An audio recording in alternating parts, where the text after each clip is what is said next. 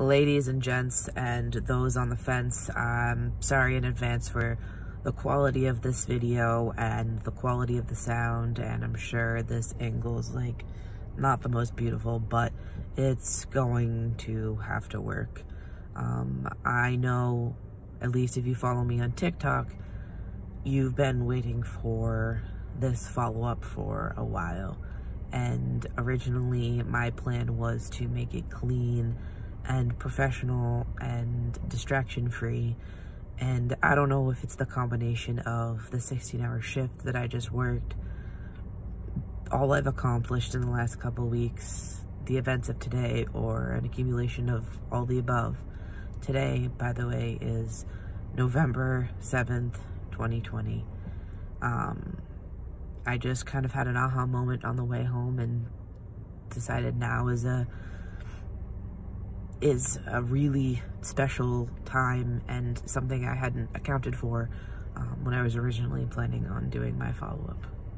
Anyway, this is going to be a raw, uncut video, and I am going to be using gender-neutral pronouns for the sake of anonymity, not to offend anyone, but just to kind of try to keep it as neutral as possible.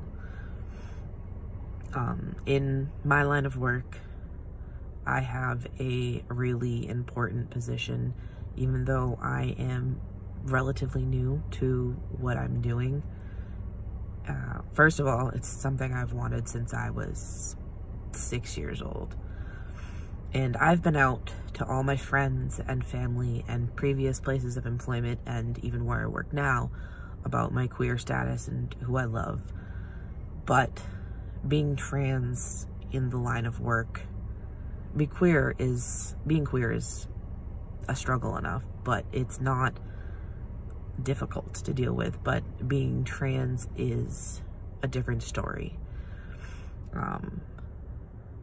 I work with the public, and I hold a very professional position, and the decisions that I make could very well affect not just one person's life, but many people's lives. And not only do I work in a professional field, but I work in a very traditional field. I am only one of 2 trans people in my state that do my line of work, and I am the only non-binary trans masculine person in my line of work. So I can hold my own and I am fairly resilient, but there is always just that fear of what if, what could happen. There is a certain demographic that dominates my field, and by me saying traditional and professional, I'm going to let you assume.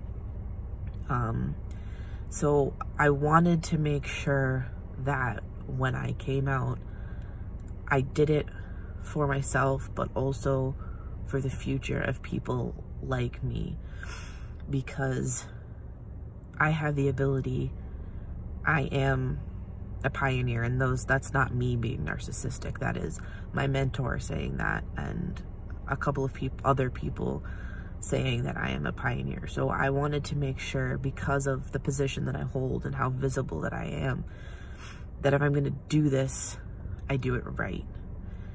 And so at the beginning of the summer, I talked to my HR department, who was also a fellow queer person, and they set me up with somebody else and my mentor, and we worked together. Hold on to this video for a second.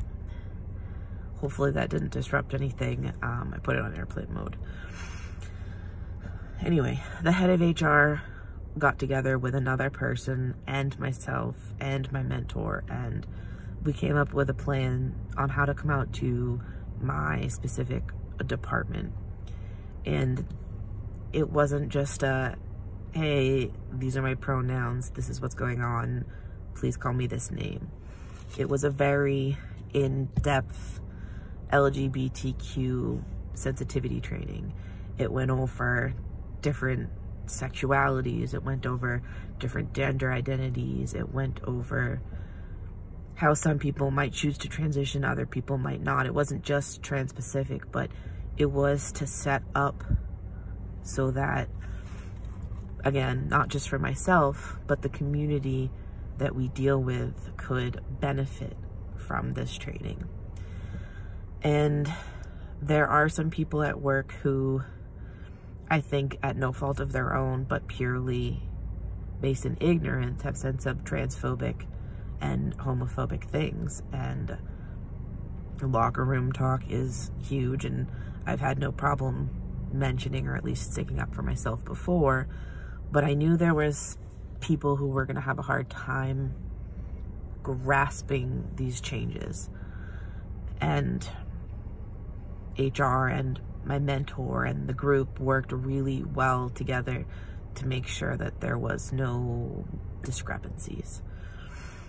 Anyway, so that was at the beginning of the summer, and we've had several meetings while I've been at work, while I haven't been at work, trying to just come up with a plan and formulate this training. And 2-ish weeks ago, no, maybe a little bit more now, there was 2 days set up because of the line of work that I do. We run all of the time. So there was 2 trainings set up so that everyone had the opportunity to attend when it was most convenient for them. Yes, it was a mandatory training, but it allowed the people who worked night shift or second shift or first shift to make it so that it was easier for them. My phone keeps slipping and I am so sorry. But again, I just couldn't wait any longer, so this is what you got. And the day before the first training, not the day before, the hour before the first training, my supervisor called me into their office. And I mean, getting called into your supervisor's office is usually not the best thing. But I was having like an oh shit moment, like shit. First thing in the morning, getting called into the supervisor's office, this is gonna go one way or the other. And certain people in my department had to find out before the training, but not to the extent that they found out, like they didn't find out too much. They didn't find out everything until they got to the training, but some people, like my supervisor, had to know why people were switching their schedules around. Anyway, my supervisor pulled me into their office and was like, listen, I understand that you're going to be going through a transition, and I'm really proud of you, and that is really brave, and if there's anything that I can do, please let me know. And I was, of course, a nervous wreck, because here are my work family in the next 2 days going to learn everything about me, and it could go one way or the other.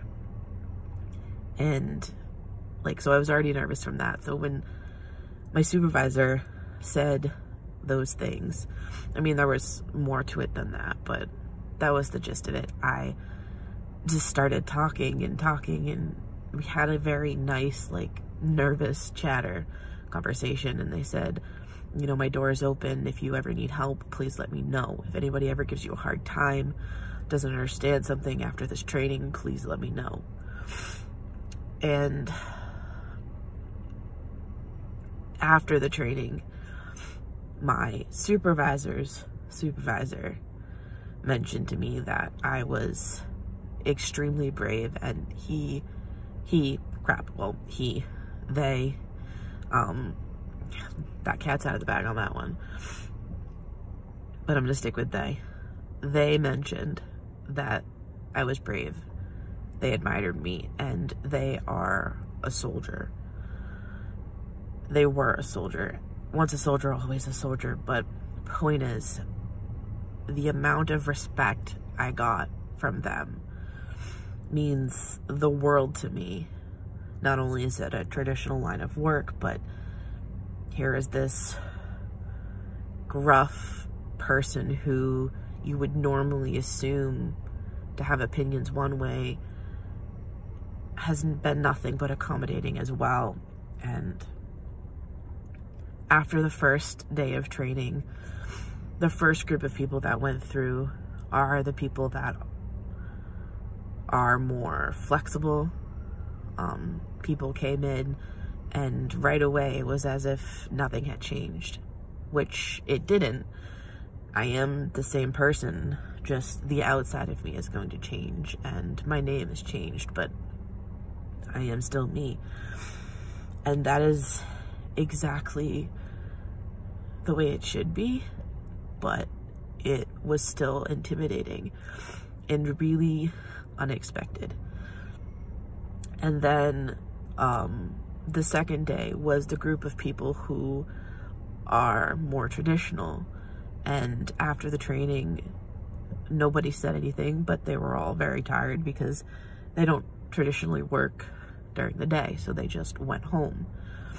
And actually last night I had an opportunity to work with some of those people for the first time since that training, the second day people. There was no difference between the 2 days, like I said, but the second day people, one of them last night needed my assistance with something and used my birth name instead of my chosen name and instantly corrected themselves. And like, that particular person was one of the people I thought was gonna have the most difficult time with it, and they didn't. And as my mentor said, there's going to be a period of adjustment. There's going to be a honeymoon phase where things are okay, and later on people might not be as okay with it, or they might get lax because they think the honeymoon phase is over. They just don't understand it. But things are going so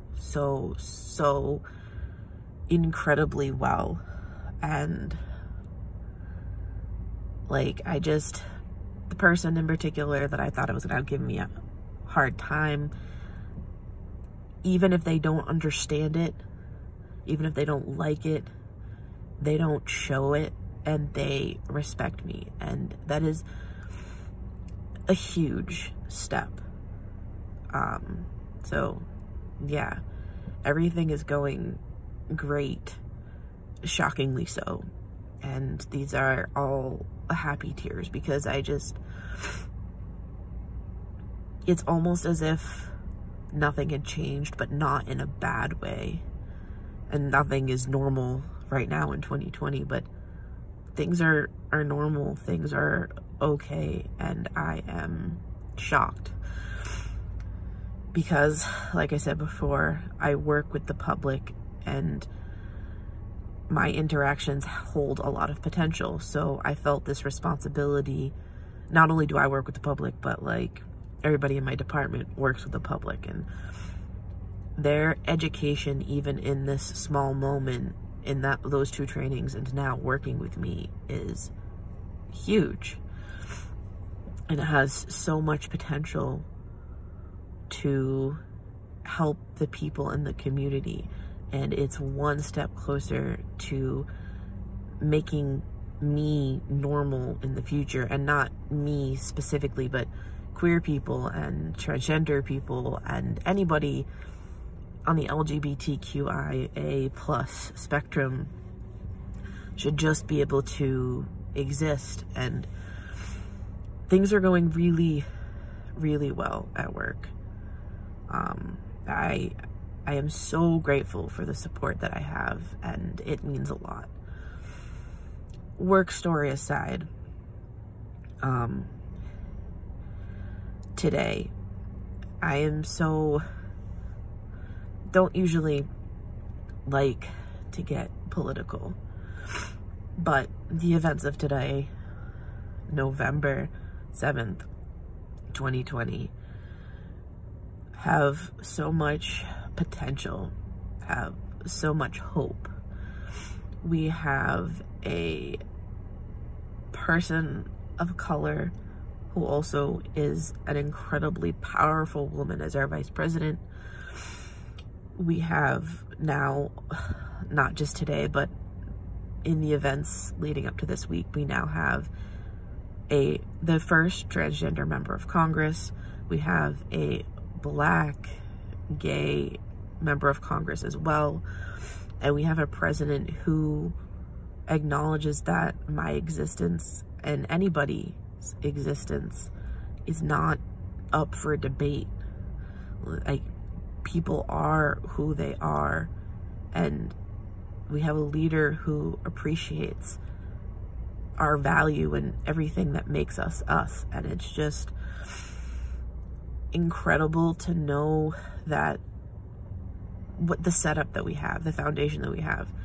Who knows what the next 4 or even 8 years is going to be like, but there is so much potential for good and so much potential for change. And even if it's a rocky road the whole way, we have a great foundation and a good set of people supporting us. And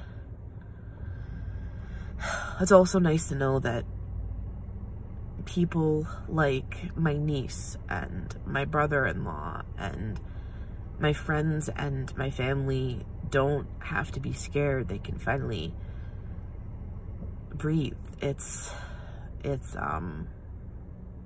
really nice. So anyway, I didn't mean for this to be that long, but I hope that I did good, and stay safe.